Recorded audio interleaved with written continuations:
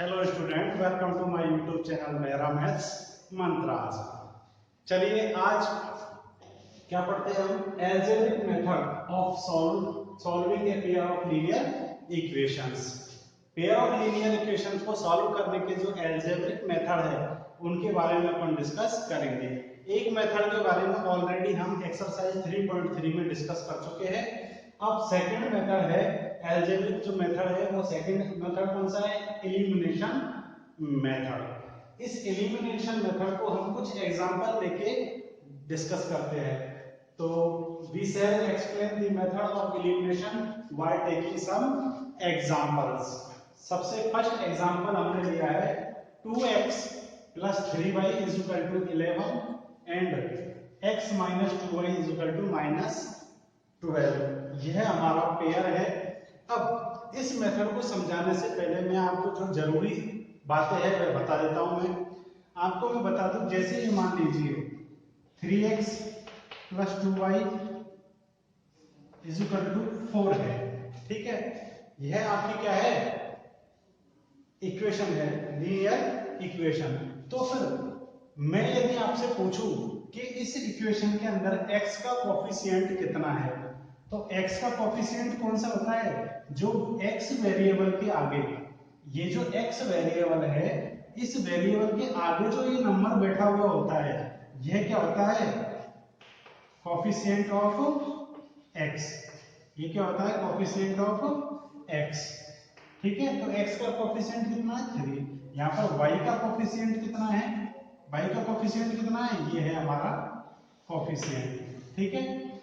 क्या है ये? किसका कोफिशिएंट है? y का कोफिशिएंट है, ठीक है। आ गई आप लोगों को समझ में?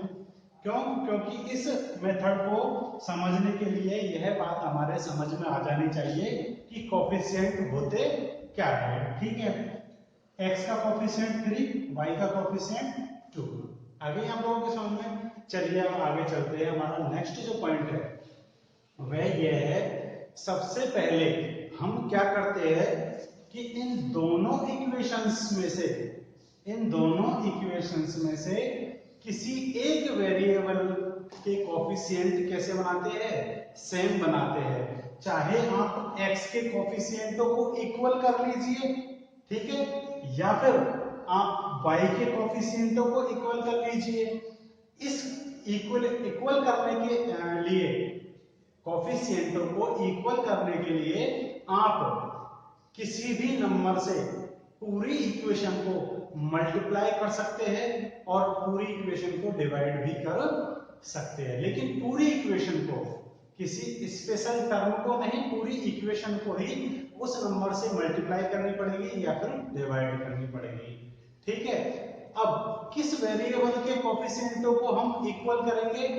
जिस वेरिएबल के कोफिशिएंट इजी वे में इक्वल हो जाते हैं, आसानी से इक्वल बन जाते हैं, उसी वेरिएबल के कोफिशिएंट हम इक्वल बनाएंगे ताकि हमको टाइम अधिक नहीं लगे, ठीक है।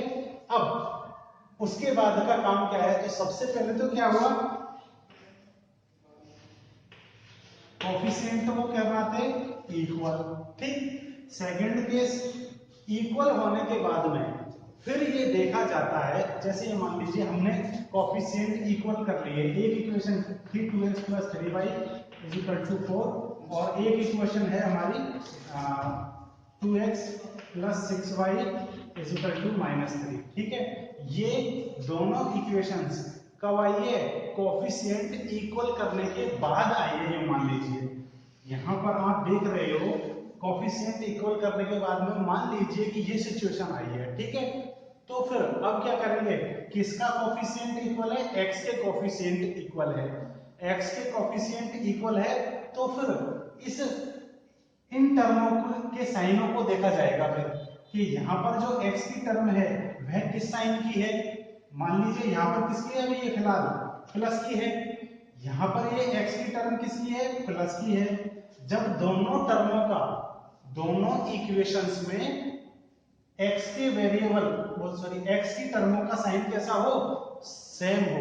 या फिर यूं कह दे कि जिन टर्मों के, जिस वेरिएबल के कोफिशिएंट इक्वल किए हैं, ठीक है ना, उन टर्मों का साइन यदि सेम है, दोनों का साइन कैसा है, सेम सेम, ये भी प्लस की है और ये भी प्लस की है, तो फिर किसी एक इक्वेशन में से दूसरी इक्वेशन को क्या कर दिया जाता है, सबट्रैक्ट कर दिया जाता है। या तो ये दोनों प्लस हो या फिर दोनों कैसे हो, माइनस हो। ठीक है ना, दोनों के साइन यदि सेम है तो दोनों इक्वेशनों को एक दूसरे में से क्या कर दिया जाता है, सबट्रैक्ट कर दिया जाता है। लेकिन यदि डिफरेंट साइन है, मान लीजिए ये प्लस का है, ये टर्म प्लस की है और ये किसकी है, माइनस की, तो फिर इन इक्वेशनों को ऐड कर दिया जाता है। ऐसा भी हो सकता है कि ये माइनस की हो और ये किसकी हो, प्लस की। यदि ऐसी टर्मों का जिनके कोफिशिएंट इक्वल है, उनका साइन सेम है, तो फिर सब्ट्रैक्ट करते हैं, और यदि अलग अलग साइन है तो फिर क्या करते हैं, ऐड करते हैं। तो आप लोगों की समझ में आ गया होगा जो मैं कहना चाह रहा हूं। उसके बाद की प्रोसेसिंग केवल सॉल्व करने की रहती है, तो किस तरीके से करते हैं वो मैं आपको इस एग्जांपल्स के माध्यम से बताता हूं। ठीक है, सॉल्व करते हैं। सबसे पहले जो कांस्टेंट है, सबसे पहले क्या करेंगे अपन, जो कांस्टेंट है ना उसको कहां भेज देंगे, हम आरएचएस में भेज देंगे। यदि नहीं है तो उसका क्या क्या कर देंगे, हम ट्रांसपोजिशन कर देंगे। आप देख रहे हो कि इन दोनों इक्वेशनों में जो कांस्टेंट टर्म है, कांस्टेंट टर्म कौन सी होती है, जिसके साथ में वेरिएबल नहीं होता है। जैसे 11 है, 11 के साथ में ना कोई वेरिएबल नहीं है, ना तो x है और ना ही कौन है, y है। ठीक है, तो जो कांस्टेंट टर्म होती है सबसे पहले उसको कहां भेज देंगे, हम आरएचएस में भेज देंगे, तो उससे हमारी कैलकुलेशन कैसी हो जाएगी, इजी हो जाएगी। ठीक है ना, आगे चलते हैं। अब दोनों इक्वेशनों को लिख लेते हैं। 2x + 3y = 11। इस इक्वेशन का नाम क्या है, फर्स्ट। ठीक है, एंड x - 2y = -12। यह है हमारी इक्वेशन नंबर सेकंड। ठीक है, अब ये देखिए आप कि किसके कोफिशिएंट इक्वल हो सकते हैं, दोनों x के कोफिशिएंट इक्वल हो सकते हैं या फिर दोनों y के, इजी वे में। कौन से वे में, इजी वे में, सही सीधे तरीके से। ठीक है, अब दूसरी भाषा में यदि मैं कहूं तो आप यूं भी समझ सकते हो कि या तो आप a1 और a2 की वैल्यू को बराबर कर दीजिए, और या फिर b1 और b2 की वैल्यू को बराबर कर दीजिए। जिनकी वैल्यू आसानी से बराबर हो सकती है उनकी वैल्यू आसानी से बराबर कर दीजिए। तो आप देखोगे यहाँ a1 की वैल्यू कितनी है, 2, a2 की वैल्यू कितनी है, 1, कोई नहीं है तो कितना है यहाँ पर, 1। ठीक है ना, आप मैं जैसे अभी फिलहाल x की वैल्यू को a1 और a2 की वैल्यू को इक्वल करना चाह रहा हूँ। ठीक है ना, तो यहाँ 2 है, तो क्या मैं इस 1 को 2 में कन्वर्ट कर सकता हूँ, क्या कर सकता हूँ मैं। और उसके लिए मुझे क्या करना होगा, इस पूरी इक्वेशन को किससे मल्टीप्लाई करना होगा, मुझे 2 से मल्टीप्लाई करना होगा। जैसे ही मैं 2 से मल्टीप्लाई करूंगा, यह 1 किस में चेंज हो जाएगा, 2 में, और जैसे ही यह 2 में चेंज होगा, a1 और a2 की वैल्यू कैसी हो जाएगी, इक्वल हो जाएगी। तो मैं इस इक्वेशन को किससे मल्टीप्लाई करता हूं, 2 से, तो मल्टीप्लाई y2। ठीक है, जैसे ही मल्टीप्लाई करता हूं, देखिए क्या आता है, 2x माइनस, इसको 2 से मल्टीप्लाई करूंगा तो कितना हो जाएगा, 4y। ठीक है, इक्वल टू, इसको 2 से मल्टीप्लाई करूंगा तो कितना आ जाएगा। चलिए ऐसा करिए, एक बार मैं लिख देता हूं कंप्लीटली, क्योंकि आपका फर्स्ट चांस है ये। तो 1x into 2 minus 2y into 2 equal to -12 into 2। तो क्या आता है, 2x 2 इंटू 2 माइनस के 4y इक्वल टू माइनस के 24। यह हो गई हमारी इक्वेशन थर्ड। अब क्या करेंगे, इस फर्स्ट इक्वेशन को और इसको सॉल्व करेंगे। ठीक है ना, अब मैंने कहा था कि जिसके आपने कोफिशिएंट जैसे a1 और a2 की वैल्यू इक्वल की है, a1 और a2 की वैल्यू इक्वल की है, तो उन दोनों के साइन देखिए। अब आप क्या देखिए, साइन देखिए। यदि दोनों के साइन प्लस के हैं, ठीक है ना, कौन के साइन देखने हैं, जिनकी वैल्यू इक्वल की है। किनकी वैल्यू इक्वल की है, a1 और a2 की। तो केवल a1 और a2 के साइन ही हमको देखने हैं, a1 और a2 ये रहे। ठीक है, अब इन दोनों के साइन आप देख रहे हो प्लस के हैं, दोनों किसके हैं, ये प्लस के हैं। तो जब सेम साइन होता है, चाहे वो दोनों प्लस के हो चाहे दोनों किसके हो, माइनस के, तो फिर हम किसी एक इक्वेशन को दूसरी इक्वेशन में से क्या कर देते हैं, सब्ट्रैक्ट कर देते हैं। ठीक है ना, तो चलिए सब्ट्रैक्ट करते हैं। अच्छा, यदि इनके साइन डिफरेंट होते तो इन दोनों इक्वेशन को क्या करते हैं, हम ऐड करते हैं। क्लियर है, ठीक है। तो अब बात ये आती है कि किस इक्वेशन में से किस इक्वेशन को सब्ट्रैक्ट करें। तो आप किसी भी इक्वेशन को किसी भी इक्वेशन में से सब्ट्रैक्ट कर सकते हो, लेकिन आपको यदि साइन परेशानी पैदा ना करे, इसके लिए आप ये देखिए कि किस इक्वेशन में वैल्यूज कैसी है, बड़ी है। ठीक है ना, तो जिस इक्वेशन में वैल्यूज बड़ी है उस इक्वेशन में से आप छोटी वैल्यू वाली इक्वेशन को क्या कर लीजिए, सब्ट्रैक्ट कर लीजिए। बाकी फर्क कोई नहीं पड़ने वाला है, आप किसी में से भी किसी को भी सब्ट्रैक्ट कर सकते हो। तो मैं फिलहाल में तो इक्वेशन फर्स्ट में से इक्वेशन थर्ड को सब्ट्रैक्ट कर रहा हूं। ठीक है ना, तो चलिए चलते हैं। Now subtract equation first from equation third. इस फर्स्ट इक्वेशन को किस में से सब्ट्रैक्ट कर रहा हूं मैं, थर्ड में से। ठीक है, तो करते हैं। जब मैं इक्वेशन फर्स्ट को इक्वेशन थर्ड में से सब्ट्रैक्ट कर रहा हूं तो थर्ड को कहां लिखूंगा, ऊपर। भाई जिसमें से हम सब्ट्रैक्ट करते हैं उसको कहां लिखते हैं, ऊपर। तो किस में से सब्ट्रैक्ट कर रहा हूं मैं, फ्रॉम इक्वेशन थर्ड में से, तो थर्ड को मैं ऊपर लिखूंगा। तो चलिए लिखते हैं अपन, तो 2x minus 4y is equal to minus के 24 लिख दिया। इसके नीचे किसको सब्ट्रैक्ट कर रहा हूं, इसको लिखूंगा मैं। ठीक, प्लस 3y। एक बात ध्यान रहे, x के नीचे आना चाहिए, y के नीचे आना चाहिए, और कांस्टेंट के नीचे आना चाहिए। इक्वल टू कितना है, 11। सब्ट्रैक्ट करूंगा तो लाइन ड्रॉ कर दूंगा। अब एक विशेष बात, जब भी आप इक्वेशन में से किसी दूसरी इक्वेशन को सब्ट्रैक्ट करते हैं तो फिर नीचे वाली इक्वेशन के साइन क्या हो जाते हैं, चेंज हो जाते हैं। नीचे वाली इक्वेशन की सारी टर्मों के साइन कैसे हो जाते हैं, चेंज हो जाते हैं। मींस यह प्लस का है, यह किसका हो जाएगा, माइनस का। ठीक है ना, इसका न्यू साइन अब किसका है, माइनस का। यह प्लस का है, यह किसका हो गया, माइनस का। यह प्लस का है, यह भी किसकी हो जाएगी टर्म, माइनस की। अब आप देखोगे कि जिनके कोएफिशिएंट आपने इक्वल किए हैं वह टर्म एक दूसरे से रिजेक्ट हो जाती है, कट जाती है। क्यों, क्योंकि देखो प्लस के 2x में से माइनस का हो गया ना ये, तो माइनस का 2x सब्ट्रैक्ट हो जाएगा, तो ये तो कट जाएगा, इसकी वैल्यू तो 0 आने वाली है। ठीक है ना, अब यहाँ ये भी माइनस की टर्म है और ये भी किसकी हो गई, अब माइनस की हो गई। दोनों माइनस माइनस के है तो ऐड हो जाएंगे आपस में, मल्टीप्लाई नहीं हो रहे, क्या हो रहे, ऐड हो जाएंगे। कि माइनस के 4y और माइनस के 3y, तो कितने हो गए, माइनस के 7y। ठीक है, इक्वल टू यहां देखिए माइनस के 24 तो ये रहे, और माइनस के 11 ये रहे। माइनस के कितने हो जाएंगे टोटल, ये 1 4 1 5, ठीक, 2 1 3। ठीक, आ गया आपके समझ में। अब y की वैल्यू निकालनी है तो y को इधर ही रख लेंगे हम लोग।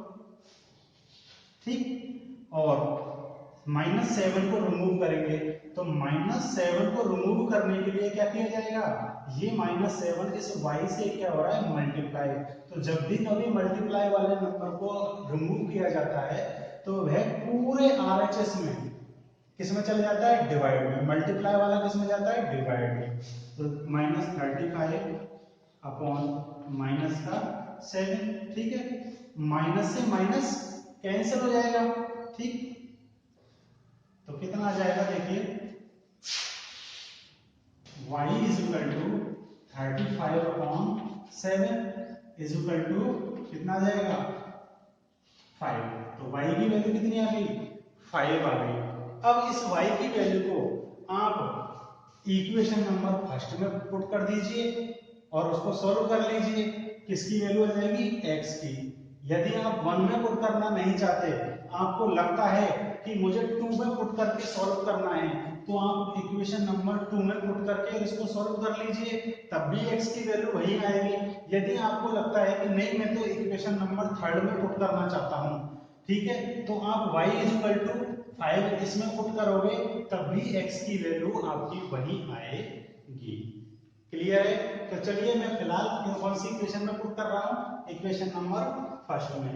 तो क्या लिखता हूं मैं,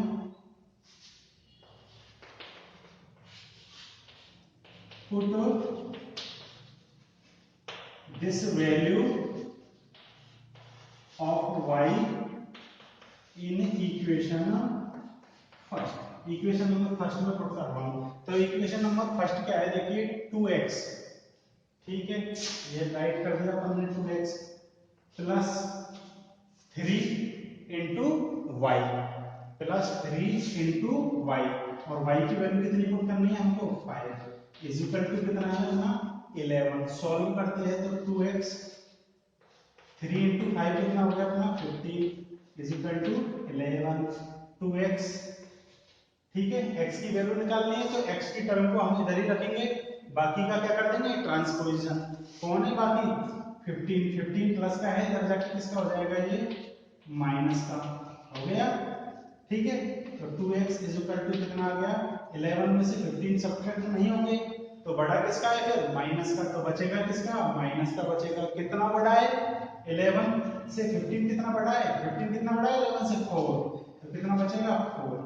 x की वैल्यू निकालने के लिए 2 को रिमूव करेंगे, 2 को रिमूव करेंगे तो 2 यहाँ मल्टीप्लाई में, तो ये किस में जाएगा डिवाइड में जाएगा, डिवाइड में जाएगा तो ये 2 का डिवाइड इसमें करेंगे, 2 1 जा 2 और 2 2 जा 4, तो x की वैल्यू कितनी आ जाएगी, माइनस का साइन है ये माइनस का 2, ठीक है।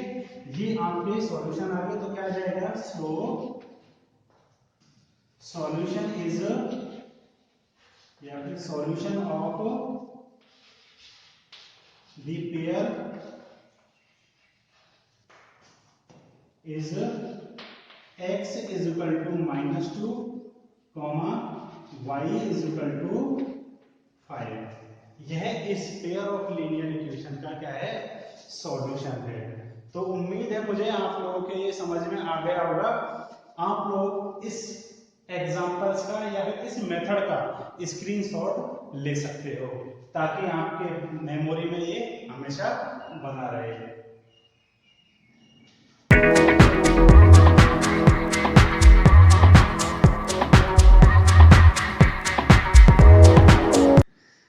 चलिए स्टूडेंट्स, आपने स्क्रीनशॉट ले लिया होगा। अब हम एग्जांपल नंबर सेकंड की ओर चलते हैं, ठीक है। दूसरा एग्जांपल लेते हैं, इसमें जो पेयर है वह क्या है 9x - 4y is equal to 2000, 7x - 3y is equal to 2000, ठीक है।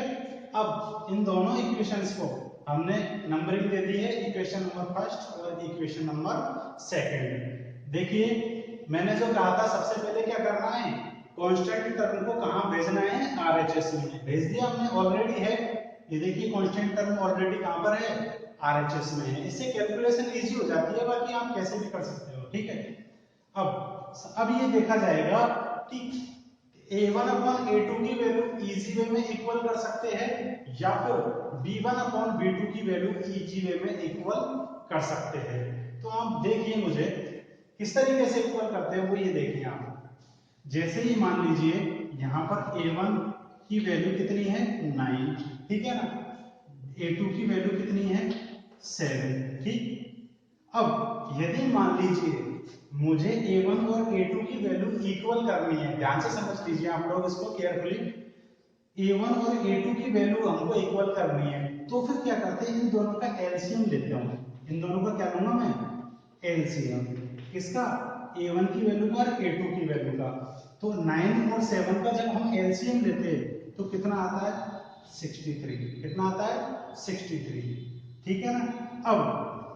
अब क्या करना है हमको, यदि हमको a1 अपॉन a2 की वैल्यू बराबर करनी है तो इस a1 को भी 63 बनाना है और इस a2 को भी क्या बनाना है 63।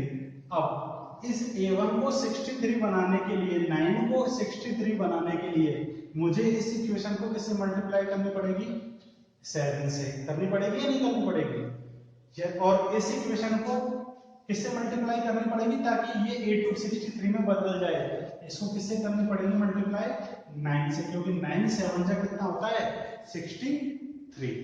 क्लियर है आप लोगों के। यदि मुझे a1 और a2 की वैल्यू इक्वल करनी है तो a1 और a2 का एलसीएम लूंगा, और उस एलसीएम के बराबर ही मैं किन की वैल्यू बनाऊंगा, a1 की और a2 की। अब इसके लिए मुझे जिससे मल्टीप्लाई करना पड़े उससे मैं उस पूरी इक्वेशन को क्या करूंगा, मल्टीप्लाई करूंगा। तो ऐसी कंडीशन में यदि मुझे a1 और a2 की वैल्यू बराबर करनी है तो इसको तो किससे करना पड़ेगा मुझे, 7 से, और उसको किससे करना पड़ेगा, 9 से। लेकिन यदि मान लीजिए मुझे b1 और b2 की वैल्यू इक्वल करनी है, किसकी वैल्यू इक्वल करनी है, b1 और b2 की वैल्यू इक्वल करनी है, तो b1 की वैल्यू कितनी है, 4, ठीक है ना।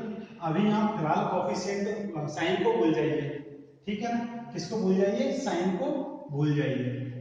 b2 की वैल्यू कितनी है, क्यों, क्योंकि हमको तो केवल नंबरिंग इक्वल करनी है, साइन से यहाँ पर मतलब नहीं है। आगे समझो आप लोगों के, यहाँ केवल हमको नंबरिंग इक्वल करनी है, केवल कोफिशिएंट इक्वल करने हैं, तो साइन को अभी अपन काम में नहीं लेंगे, साइन ऑटोमेटिकली बाद में काम में आ जाएंगे। b2 की वैल्यू कितनी है, 3 है। अब मुझे ये बताइए इन दोनों को इक्वल करने के लिए मुझे n का एलसीएम लेना पड़ेगा। एलसीएम 4 और 3 का कितना आता है, 12, कितना आता है, 12। इट मींस ये हुआ कि मुझे इस 4 को भी, b1 को भी 12 बनाना पड़ेगा, b1 को कितना बनाना पड़ेगा, 12, और b2 को भी कितना बनाना पड़ेगा, 12 बनाना पड़ेगा, तभी तो जाके सेम होंगे दोनों। तो 12 बनाने के लिए इस इक्वेशन को किससे मल्टीप्लाई करना पड़ेगा, 4 को किससे मल्टीप्लाई करें, 3 से, तो इस इक्वेशन को तो किससे मल्टीप्लाई करूंगा मैं, 3 से, और इस 3 को 12 में बदलने के लिए किससे मल्टीप्लाई करूंगा मैं, 4 से, तभी तो 3 4 जा 12 होगा, तो इस इक्वेशन को किससे मल्टीप्लाई करूंगा मैं, 4 से, ठीक है। यदि आपका काम किसी एक इक्वेशन से एक इक्वेशन को मल्टीप्लाई करने से चल जाता है तो उस एक इक्वेशन को ही मल्टीप्लाई कर लीजिए, लेकिन यहाँ हमारा जो वैल्यू है a1/a2 की या फिर b1/b2 की, वह किसी एक इक्वेशन को मल्टीप्लाई करने से नहीं बन रही है, वह स्थिति हमारे एक इक्वेशन को मल्टीप्लाई करने से नहीं बन रही है, तो फिर हमको इन दोनों इक्वेशनों को ही मल्टीप्लाई करना पड़ेगा। तो मैं यहाँ पर क्या कर रहा हूँ, आप देखिए आप लोग क्या करता हूँ, मैं b1 और b2 की वैल्यू इक्वल करता हूँ, क्यों, क्योंकि b1 और b2 की वैल्यू इक्वल करने से मुझे डेटा थोड़ा छोटा आएगा, स्मॉल नंबर्स आएंगे, ठीक है ना। आप चाहो तो x की वैल्यू भी इक्वल कर सकते हो, मैं y की वैल्यूज इक्वल कर रहा हूँ, तो इसको तो क्योंकि मुझे दोनों के एलसीएम के बराबर बनाना ना, 4 और 3 का एलसीएम कितना आएगा, 12, ठीक है ना। तो 12 बनाना है इसको, तो किससे मल्टीप्लाई करूंगा इसको, 3 से, ठीक, तो मल्टीप्लाई y3 से मल्टीप्लाई करूंगा तो कितना आ जाएगा। अब मैं डायरेक्ट मल्टीप्लाई कर रहा हूँ, है ना, क्या कर रहा हूँ मैं, डायरेक्ट मल्टीप्लाई कर रहा हूँ, तो 3 9 से कितना हो गया, 27x माइनस 4 इंटू 3 कितना हो गया, 12y इजिकल टू 2000 को 3 से मल्टीप्लाई करेंगे अपन तो कितना आ जाएगा, 6। चलिए ऐसा कीजिए, एक बार और लिख लेते हैं, 9x into 3 minus 4y into 3 is equal to 2000 into 3, ताकि आपके माइंड में एक बार क्लियर हो जाएगा। तो कितना आ गया, 27x minus 12y is equal to 6000, ये हो गई हमारी इक्वेशन नंबर 3, ठीक है। अब इसी तरीके से इसको किससे मल्टीप्लाई करेंगे हम, मल्टीप्लाई बाय, इसको 12 बनाने के लिए किससे मल्टीप्लाई करना पड़ेगा, 4 से, ठीक है। तो ये हो जाएगा 7x into 4 minus 3y into 4 is equal to 2000 into 4, तो क्या आता है देखिए, 28x minus 12y is equal to 8000, ये हो गई हमारी इक्वेशन नंबर 4। जब इक्वेशनों में कोफिशिएंटों की वैल्यू इक्वल हो जाए, किसी एक वेरिएबल की कोफिशिएंटों की वैल्यू कैसी हो जाए, इक्वल, कौन से कोफिशिएंट की वैल्यू सेम हुई है, y वेरिएबल की, y वेरिएबल का इसमें भी 12 है और इसमें भी 12 है, साइन से हमको मतलब नहीं है अभी फिलहाल। अब क्या करते हैं, ये देखते हैं कि b1 और b2 की वैल्यू इक्वल की है ना, तो दोनों के साइन देखते हैं। यहाँ b1 माइनस का है और यहाँ b2 किसका है, माइनस का। दोनों के साइन कैसे है, सेम सेम, ठीक है। दोनों के साइन कैसे है, सेम सेम है। तो फिर इन दोनों इक्वेशनों को जब सेम सेम साइन होते हैं तो क्या करते हैं, सब्ट्रैक्ट करते हैं। तो इक्वेशन नंबर किसी में से भी किसी को सब्ट्रैक्ट कर सकते हो, ठीक है। मैं इक्वेशन फर्स्ट को सॉरी थर्ड को किस में से करूंगा, फोर्थ में से, ठीक है ना। तो सब्ट्रैक्ट नाउ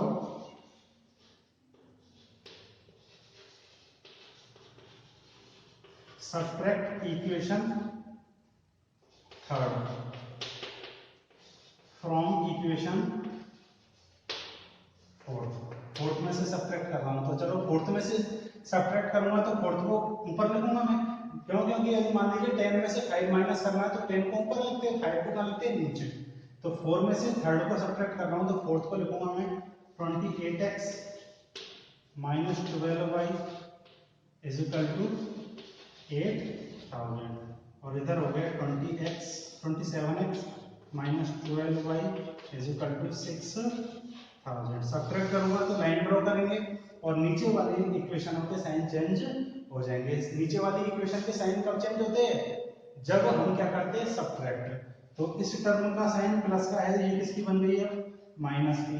ये माइनस की है, ये किसकी बन जाएगी, प्लस की। ये प्लस की है, ये किसकी बन जाएगी, माइनस की। तो आप यहाँ देखोगे 28x में से 27 माइनस के हो गए ना, अभी 28 में से माइनस हो जाएंगे कितने, 27। तो कितना बचा, केवल 1x। 1x ही बचा ना, ठीक है। 1 को लिखने की जरूरत नहीं है, आप चाहो तो लिख सकते हो। यहाँ देखिए ये माइनस के 12y है और ये किसके बन गए, प्लस के। ये दोनों तो कैसे हो जाएंगे, कैंसिल हो जाएंगे, ठीक है। क्यों, क्योंकि ये प्लस के 12y है, ये माइनस के 12y है। प्लस के 12y में से माइनस के 12y क्या हो जाते हैं, कैंसिल हो जाते हैं, या फिर यूं कहो सब्ट्रैक्ट हो जाते हैं। इज इक्वल टू यहाँ 8000 है, इसमें से 6000 क्या हो जाएगा, माइनस हो जाएगा। माइनस का हो गया ना अभी ये नंबर, तो कितने बचेंगे अपने, 2000। तो x की वैल्यू कितनी आ गई, डायरेक्ट यहाँ पर कितनी आ गई, x इज इक्वल टू कितना आ गया, 2000, ठीक है ना। इस x की वैल्यू को इसमें पुट कर देंगे अपन, इक्वेशन नंबर किसी में भी पुट कर दो, फर्स्ट में, सेकंड में, थर्ड में, फोर्थ में, किसी में भी। तो हम इक्वेशन नंबर फर्स्ट में पुट कर रहे हैं, ठीक है। इक्वेशन नंबर फर्स्ट क्या कहती है, 9 put this value of x in equation first, ठीक है। तो 9 into x, 9 into x, x की वैल्यू कितनी है, 2000। फिर उसके बाद में minus 4 into y is equal to 2000, ठीक है।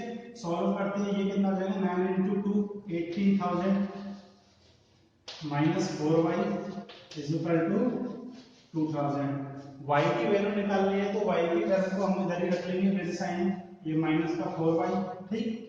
और इस बचे बचे का ट्रांसपोजिशन कर देंगे तो ये 18000 इधर जाके किसका हो जाएगा, माइनस का, क्योंकि इधर किसका है, ये प्लस का, ठीक है। माइनस के 4y इज इक्वल टू 2000 में से 18000 सब्ट्रैक्ट नहीं होगा, तो फिर क्या करेंगे, किसका साइन बढ़ा है, माइनस का। कितना बढ़ा है ये 18000, इससे 16000, तो कितना बचेगा, माइनस का 16000। y की वैल्यू निकालने के लिए -4 को रिमूव करेंगे, -4 मल्टीप्लाई में, तो ये किसमें चले जाएगा, डिवाइड में। तो चलिए डिवाइड में भेज देते हैं, -4, माइनस से माइनस कैंसिल हो जाएगा, ठीक है। तो क्या आ जाएगा, 16,000 अपॉन 4 इज इक्वल टू कितना आ गया, 4000, क्योंकि ये 4 से 1 टाइम्स कटेगा और ये 4 से कितने बार कट जाएगा, 4000 टाइम्स, ठीक है। 4 का डिवाइड 4 से एक सिंगल टाइम कटेगा और ये कितनी बार कटेगा, 4000 टाइम्स। तो कितना आ गया, 4000, किसकी वैल्यू, y की वैल्यू। तो लिख देंगे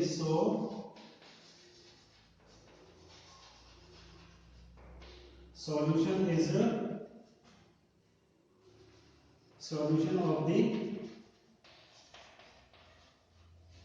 here is x is equal to 2000 comma y is equal to 4000। तो स्टूडेंट्स यही हमारा सॉल्यूशन है। तो उम्मीद करता हूं मैं आप लोगों को यह एलिमिनेशन मेथड समझ में आ गया होगा।